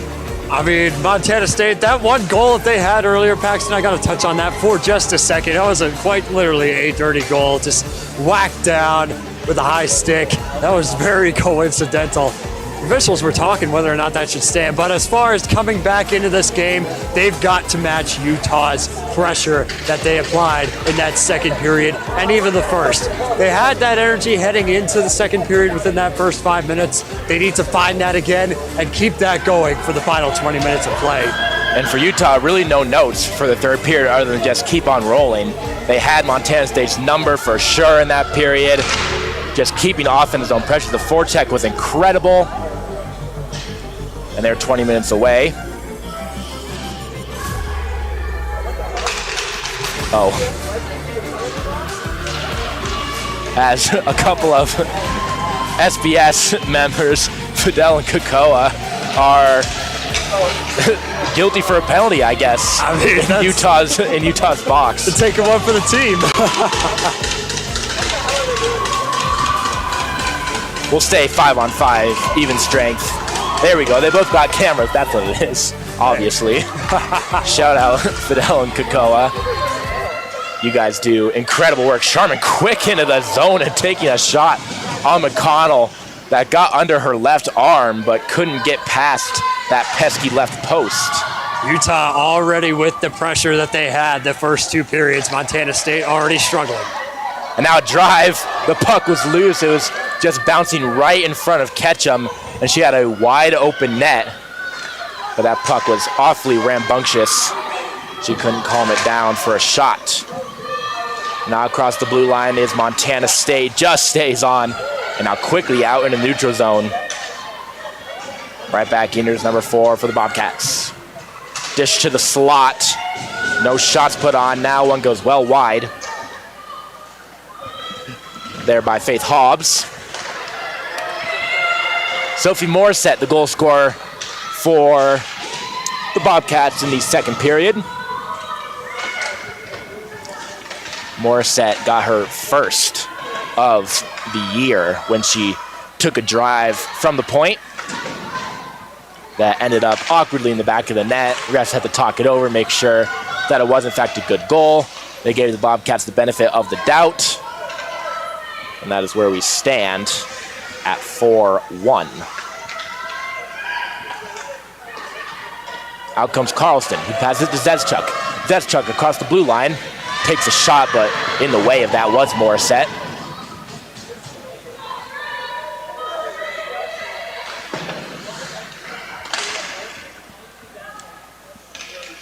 Down low, Zezchuk. Looking for a bit of a wraparound on the short side, and McConnell was ready for it. We get a whistle. If you'd like to support our streams, you can do so on Venmo at SVS_CU. We appreciate everyone who tunes into our streams, especially here in the playoffs. It is a very big production to put these on. We would love some support.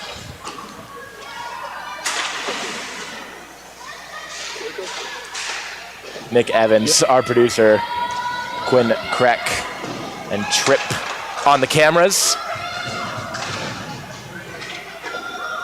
17 and a half roughly to go here in this hockey game. Utah is up 1-0 as we get a tripping call coming up.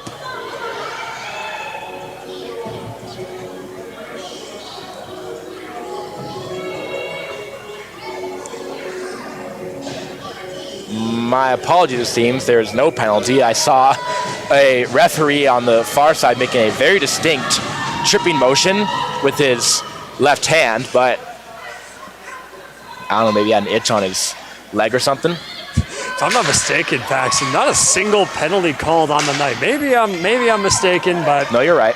That's very, very disciplined are both these teams. And it's not due to the refs really swallowing their whistle. These teams are just playing really clean hockey today. Montana State, a drive from the point, goes wide. And there to grab it is Kendall Ketchum for the Utah Utes. They get it out to the neutral zone. Here's Chisake Susi. Now the stretch pass was a little too far for Aaron Gallagher. Grabbing it. Shocked, takes a shot. And it missed. Puck battle down in the corner. Time is of the essence here for the Bobcats. They've got to chip into this lead and do it soon, or the third period will quickly run away from them, and they will end up being the only ones to come out of Friday without a point. Grand Canyon, of course, went to overtime with the Buffaloes, so they get something out of the loss. Colorado so far atop the WWCHL playoffs. Should Utah hold on, they will join them. And of course, those two teams will play each other tomorrow at 4:30. If Utah holds on to win this game, that means, as here comes Sharman in front of the net, she shoots, it goes wide. If Utah holds on to win this game, that means that Colorado and Utah tomorrow will be for a spot in the championship game, guaranteed to the winner. And then, of course, the winner of the WWCHL championship game is guaranteed a spot in Nationals in St. Louis, Missouri. The Grand Canyon Antelopes, the last team to represent the WWCHL in St. Louis when they won this conference last year. As in comes Utah. Between the circles, a shot goes wide. There from Sharman. Or excuse me, it was Wensink. 15 minutes to go in this one. Taryn for Charette. Charette on her knees at the red line, just poked it ahead and was able to slide across that red paint in time so the icing is not there. Wensink just throws it ahead so she can get a change. Rest of the Utes in pursuit on the forecheck. Out the puck comes to the neutral zone. No Bobcats there for help. And Utah will get possession right back. Here comes Haley Smith. Smith toppling over a couple of players. Carpenter went down to the ice for Montana State. And then Smith joined her. Getting familiar with the frozen ice here in Boulder. Speaking of frozen ice, it started snowing as we were entering the stadium today. We'll see just how much has fallen when we get out of the rink. The weather report looks like no snow, at least from what my producer Nick is showing me. So maybe I'm on to nothing.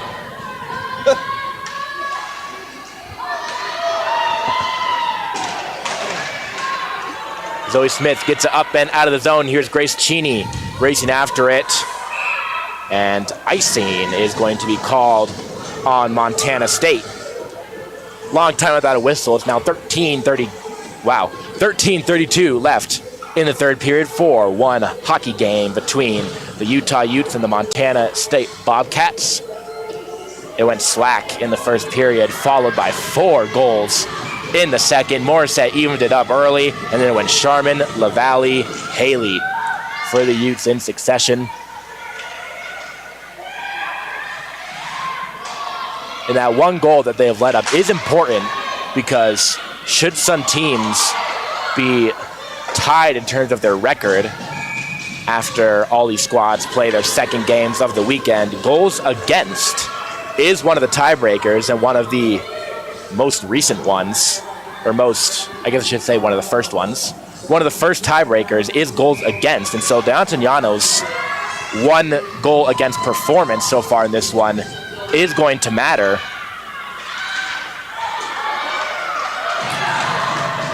Out comes Utah. between the circles, and then losing the puck was Haley. Now shot on net. McConnell way out of her crease, but was able to get her left glove onto that puck, and we get a whistle. A sloppy play by Utah heading into that bench, heading into their zone rather, of Montana State, as they lost the puck a couple times, and McConnell's able to easily cover it up.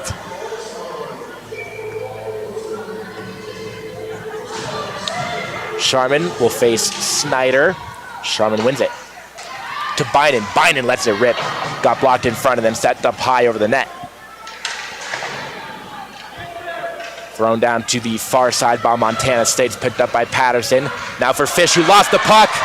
Here comes Erin Gallagher with the breakaway. Gallagher in tight, she shoots. Save made by the Antoniano. Second chance put on net. A save made by the Antoniano. Recovering in time and making the pad save. She covers up the save of the night for the entire day of games. Miranda De Antoniano. Are you kidding me?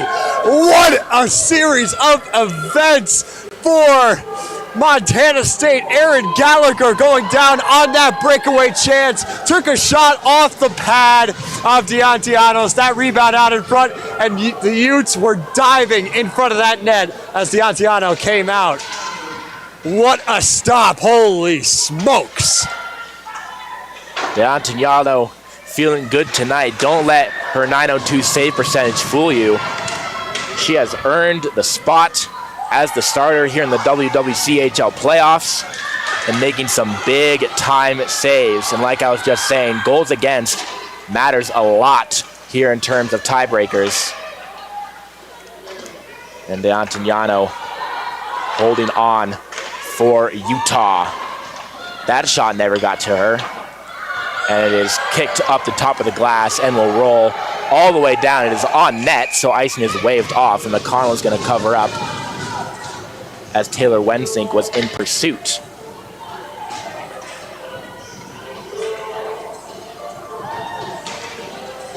We've got a big day here tomorrow on Scobuff Sports. Starting at noon, it is the Rocky Mountain face-off in terms of men's D1. The Buffaloes and the Rams will be here at the Rec Center. The final game of the season for the Buffaloes men's D1 team. They're up on the Rams right now in Fort Collins, and their rematch will be here on the CU Boulder campus tomorrow. Then after that, it is the Buffaloes and the Utes back in women's hockey at 4:30 p.m. here on Scobuff Sports, a game that could decide who will be in the conference championship. And then after that, it is Grand Canyon and Montana State at 7:30 p.m. as they will finish pool play. And then Sunday morning, 11 a.m. Make sure you tune in to the WWCHL Championship only here on Scobuff Sports. Looks like Utah may have gotten away with another trip. Looked like a clean play, though, so we'll give it to them. Players flying all over the ice on this series, Paxton. This is... I don't know what to make of this. Nothing being called in terms of trips or interference. We're just going to keep rolling as we head to 11 minutes, on the clock in this 4-1 hockey game.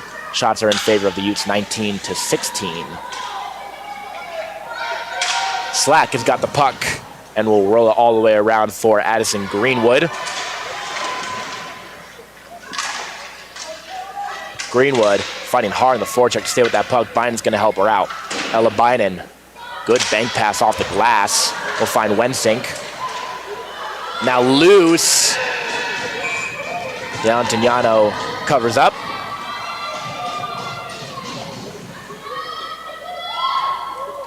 The faceoff will come to her left. Some fresh legs coming out for the Utes. Bryn McKinney will take the draw for Montana State, but she lost it. Fish ahead for Ketchum, who teams up with Patterson. Excuse me, that was Aischel. Aylin Aischel, one of the WWCHL sisters on this Utah team, her and Amel from Oakland, California. Both playing for the Utah Utes. They have a combined 3 points on the season. Face-off won by Montana State. Getting there is Zoe Smith. She rolled it around. The Bobcats struggling to get out of their own end. Banked all the way down to the far side. Cheney has the puck, works around the defender. Looking to cut through a couple more. But Utah cleaned that up, no sweat. Here's Snyder. Snyder lost the puck at the blue line. And Ketchum will head the other way for Utah. Shot blocked in front. Here's Hobbs. Hobbs got 2 Utes on her. We'll just backhand it in so she can go and get a change.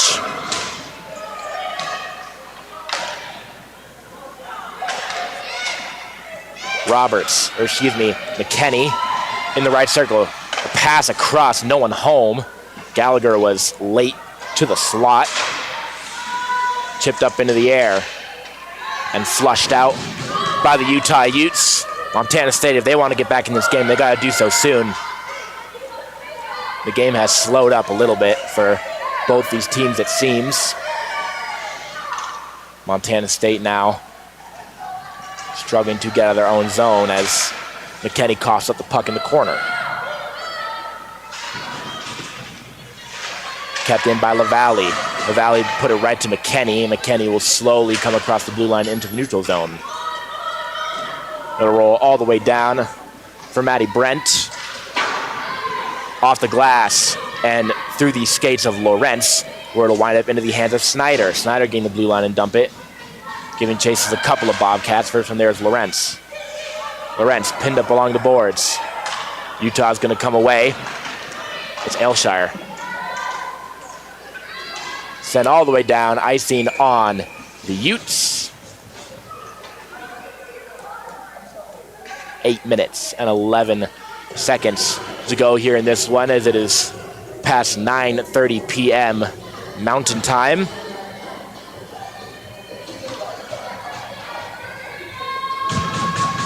A little bit longer to go on this one, and then all of us here on the Scope Buff Sports crew will rest up and be ready for the big day we've got tomorrow.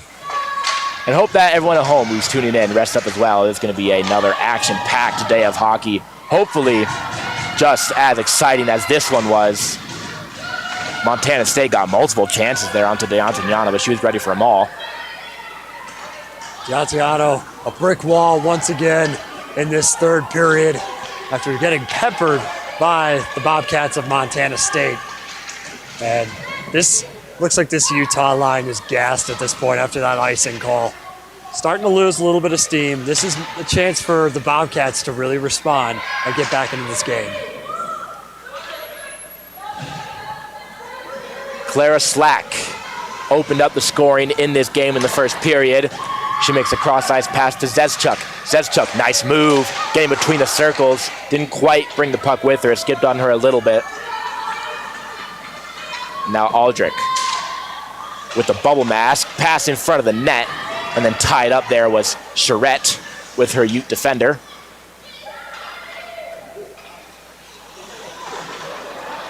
Montana State swiping the puck, they score! Ellie Aldrich finally gets one past Deontayano. Montana State chipping into this lead under 7 minutes to go. They've made a 2-goal game. Just like that, Montana State taking advantage of the Utes losing their momentum. Ellie Aldrich at the helm for that goal, sneaking it past Deontayano. Just like that, this game lead for the Utes is narrowed to 2. Kind of a greaser again for the Bobcats. Aldrich was down on her stomach as she just swiped her stick at it to find the back of the net. It is Aldrich's first goal of the season. No better time for her than in the playoffs.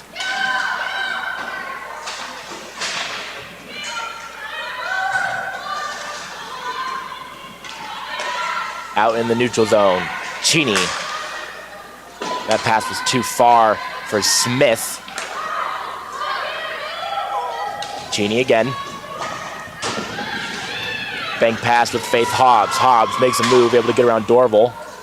Now thrown up, chasing after it was Zoe Smith, looking to get her stick on in front of D'Antoniano, but it was rolling around a little too much for her. That shot from the point blocked in front, too many bodies in the way. Montana State looking for some quick goals to claw back into this one as we're now under 6 minutes to go.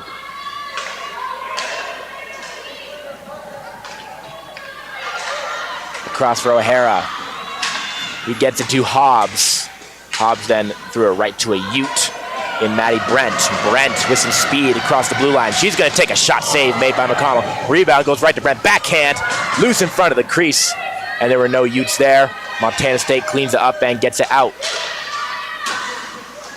Right back in. Maddie Brent wastes no time. She puts one on. No problem for McConnell. 5:20 to go. Patterson left the puck. It's Wensink with it. Wensink lets it rip, blocked in front by her own teammate in Patterson. And here comes Gallagher. Gallagher chugging up the right wing. Trying to force herself around LaValle. Staying with that puck. Eventually it'll kick out to Snyder. Now shot from the point, blocked in front there by Patterson. And the Utes get it up and out. Now they got a 2-on-1. Here come the Utah Utes. It's Sharman. Sharman, she takes a shot. It goes wide. Sonia Sharman with a chance to score her second of the game, but she missed the target. 4.5 to go. Slack banks it down, but too many Bobcats in the way. Snyder gets to Shocked. Shocked lost the puck near the blue line.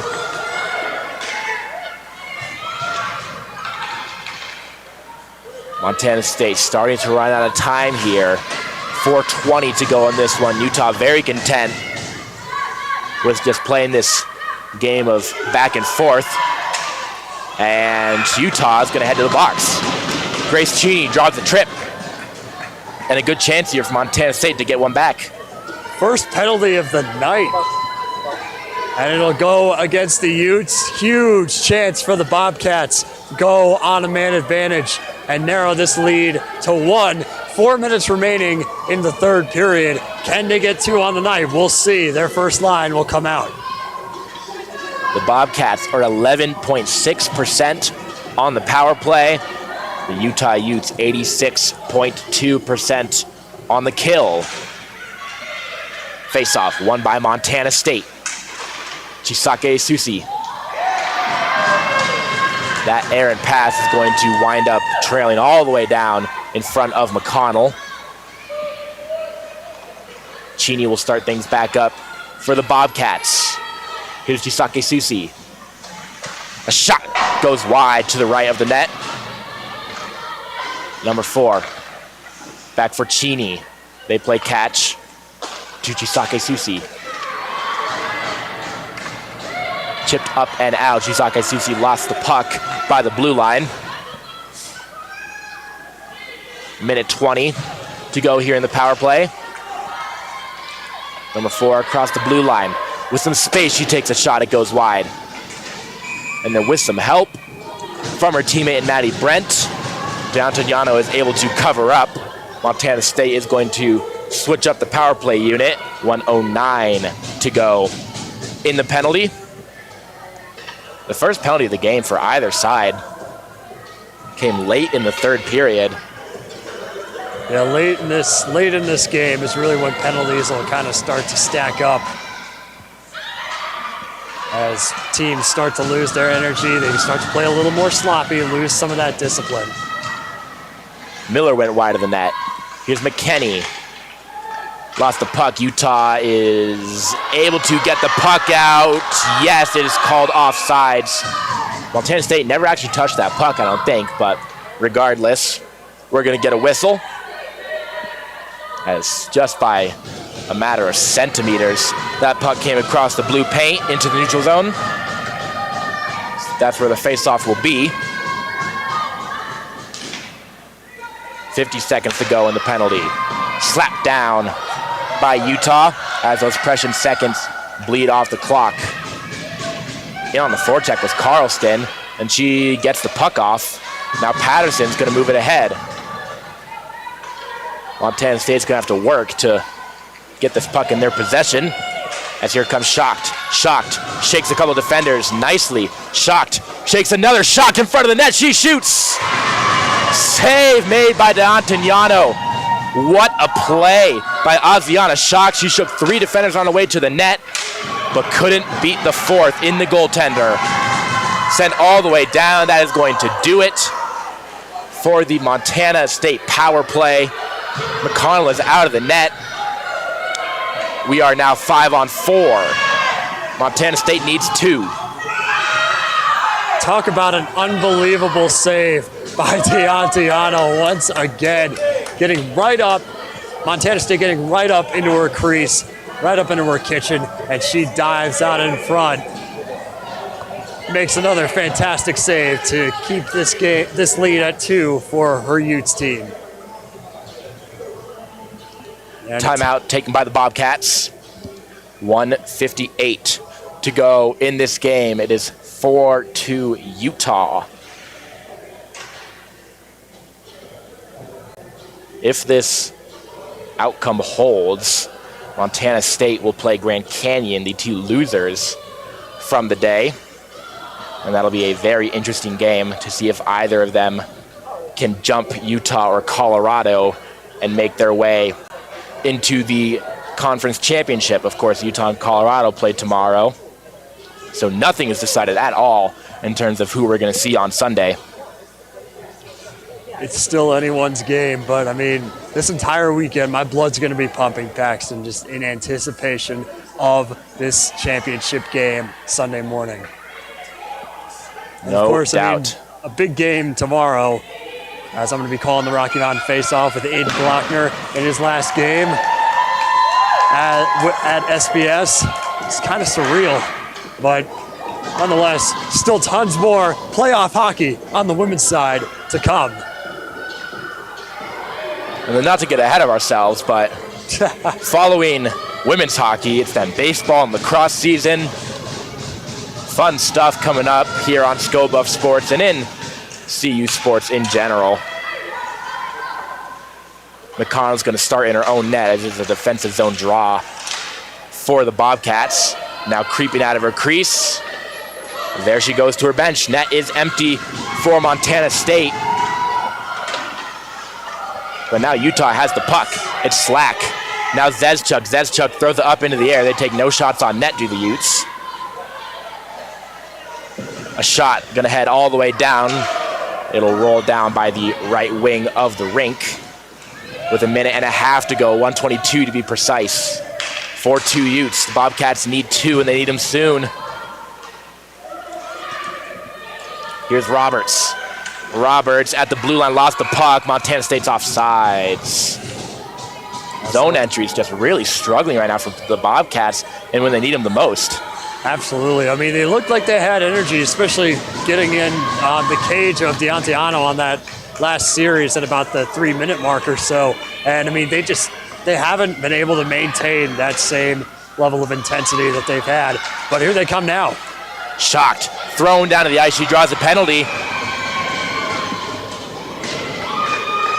It is a trip officially, so we're not quite done yet. The Bobcats are going to finish this game 6-on-4 as it is Kendall Ketchum heading to the box for the Utes. And that is an important player for Utah, one of their best. She's going to have to sit down for the rest of regulation. Ketchum not pleased with that call, as she shouldn't be. It's the second penalty on the night. And a shot on net goes in. Right at the face-off, Morgan LaValle. Who else? 10 goals in 7 games.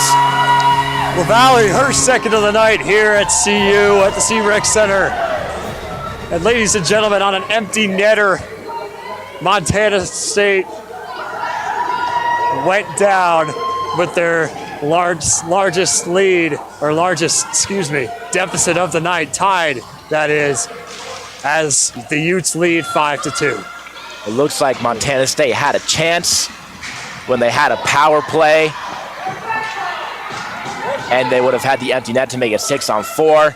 But Utah won the faceoff, and the Valley did not miss, nailing the back of the net. It'll officially go down as a shorthanded goal, and it is the Valley's 15th on the year as a defenseman, which is pretty insane. One of, if not the best, offensive defensemen in the conference. And of course, like I said, 10 goals in her last 7 games. Unheard of. That is going to do it here at the Rec Center as the final 10 seconds bleed off the clock in Boulder. It'll be Colorado and Utah at 1-0 each tomorrow for a spot in the conference championship. Utes win 5-2, the final score. In this one, LaValle with 2 goals. The game winner is going to go to her and finish it off with a great empty netter from distance, as these two teams will shake hands at center ice. As we welcome you into the booth, I'm Paxton Haynes with Kieran Warger.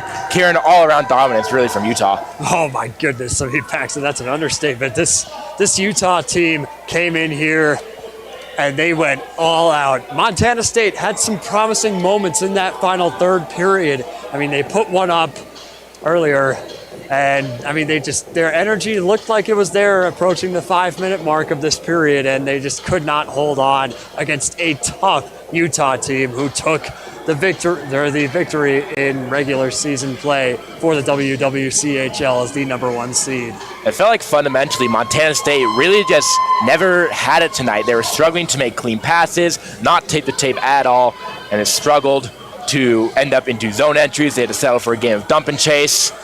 Really just all around offensively, not the kind of night you were hoping if you're Montana State. They have a chance to correct it tomorrow against Grand Canyon, and that's going to be a very big one, as the loser of the Antelopes and the Bobcats will be out of playoffs and their season to a close. Playoffs are still very much up in the air for these squads as Utah will head to their locker room. Just as I said, Paxton, just an overall incredible performance. And I mean, those 2 Montana State goals, I got to give them credit. They were interesting to say the least. I wouldn't call them flukes per se, but I mean, they were. The first one, that was a straight up dirty goal, and that second one, I mean, it was just happened to happen. I mean, there's no other way to say that. That was just kind of unusual. It was a good effort from Aldrich, able to finish it even from her stomach. Yeah, I mean, also Montana State, I got to give them credit as well. Their discipline was on point tonight, for sure. I mean, not spending a single minute in the sin bin. I mean, Utah kind of lost a little bit of their edge in the final minutes of the third period. Went to the box with 2 overall, like 3 penalties, I believe, assessed on the night, if I'm not mistaken. And I mean, that's what happens when a team has been playing for upwards of 60 minutes. They start to lose a little bit of that discipline. Absolutely. We're going to send it down to Noah, who is ringside with the winning team. Noah? All right, so I'm here with 2 players from the Utah Utes. Congratulations on the win, by the way. What a win, 5-2. And you guys have now won 5 out of your last 7 games. How does this moment feel for you? It's amazing! Yeah, I think it's really great. I think that the energy and the coaches' talks have really helped us a lot on and off the ice. The energy and the effort that the girls put in on and off the ice is really big. Absolutely. Whenever I looked at you guys' bench, you guys were supporting each other, cheering each other on. How does it feel to have such a supportive team around you? I think it definitely boosts our level of play a lot. When having the team cheer for us, it just gives us so much spirit, and it's honestly just the greatest feeling ever. I agree with that. Oh, okay. And finally, my final question is, how are you going to keep this same energy during your game against Colorado tomorrow? We're gonna come back the same. We're gonna do the same thing we did today, and yeah, we're gonna continue to support our team, continue to cheer the team on, lift each other up, on and off the ice, and just be in spirit. Yeah. Thank you guys so much for your time. Congratulations on the win. Now go celebrate with your team in the locker room. Thank you so much. Back to you. Thank you, Noah. Kieran, big day, really exciting day of hockey. Let's just look at the two games as a whole. Starting off, CU versus Grand Canyon. Absolutely electric stuff. Overtime winner for the Buffaloes. Alexa Catan, the hero. One of the greatest games I have ever seen, period. Playoffs, CU, whatever it may be. That was incredible hockey. That was unreal. I mean, playoff hockey, it's not something this rink sees very often, but when it does come here, we get excited here at SBS, and that game was nothing short of incredible for Colorado. Alexa Catan with that electric overtime winner, and that puck just came right out in front of the net, and she takes it herself, rifles it past that goaltender, and holy cow. That was just an incredible, incredible finish. I've never seen this rink more electric. And then Utah taking to the Montana State Bobcats, winning 5-2, playing fundamentally sound hockey. Really just domination from them. Kieran, what was the team that impressed you most today out of the four? That is a fantastic question. It was a toss-up between Buffs and the Utes, but I think I got to give the edge to Utah today. I mean, they just looked absolutely incredible, not showing any signs of slowing down. I mean, Grand Canyon, they gave Colorado a good run for their money, but I mean, the energy that the Utes had all day long, just getting up in that offensive zone. Forecheck was fantastic. I mean, I'm speechless after what I just saw here on the ice, despite not having the same physicality and excitement as that Colorado game earlier this period. Their energy tonight was just incredible. Really was a complete effort, and that 5-2 score does matter, like we were saying all throughout the game. The two goals against, is one of the tiebreakers, one of the first ones here in terms of the championship game on Sunday, and then goal differential is another one of them. Colorado got the win, and they only won by 1. Utah got the win, they won by 3. So we'll see if it comes down to a lot of teams having the same records. We start to get into the nitty-gritty of tiebreakers, advantage Utah in terms of that. That is going to do it for our coverage here tonight on Scope of Sports of the WWCHL playoffs. Thank you everyone for tuning in. On behalf of everyone here, I'm Pax Haynes with Kieran Warger, Nick Evans, our producer, Quentin Kreck, and Trip on the cameras. Thank you for watching. We will see you tomorrow for more WWCHL action here. You heard it here first.